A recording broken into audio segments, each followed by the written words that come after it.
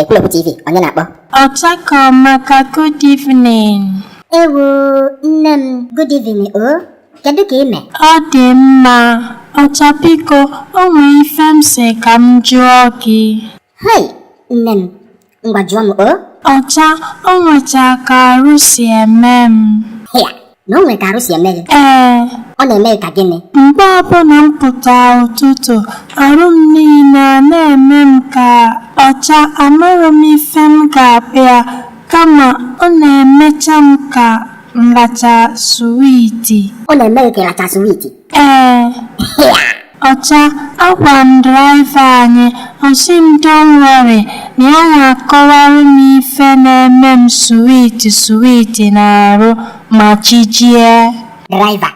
Esi m draiva unu? Draiva unu si gị chi jie? Gị bịa ka ọ kọwara ife na-eme gị arụ swiiti. Gọvanọ, chi jie, gị bata na rum ya ka o wee kọwara ife na-eme gị arụ swiiti. Ndị draiva na ụmụ ọga, nne m chekwala. Arọ ole ka ị dị? Ọcha, adị m 12 years. Ọkwa m kwuru ekwu. Nne, kedu ebe nne gị nọ? Mami m na-arụ na bankị. Ọ pụọ n'ụtụtụ ọ bata n'abalị. Ifugo nne ya nene. Papa gị nkọ? Daddy m is not always around. Kịta ọ may travel. Hey! Ndị nne na nna. Hey! Nne, ngwa gee m ntị, o. Ọ bụ na-ege ntị.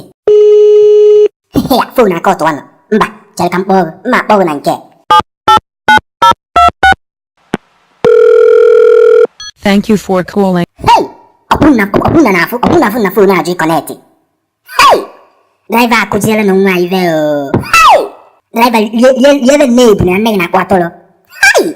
Ọ bụrụ nnọọ na fon emekata wee kọnetị ya, amadi ive nwa na ive ya eje n'abalị. Hey! Ndị nne na nna. Kedụzidị nke bụ unu mụta ụmụazị, unu arapụrụ ya getiman na draiva ka bazụwala unu. Hey! Ndị ụwa, ajụ okwukwana m nwa afọ anya na adreesị ebe obi. Hey! Ndị ụwa. Hey! Please write us on WhatsApp to tell us any video you want us to do. Follow us on Facebook and subscribe to our YouTube channel for more video. Thank you.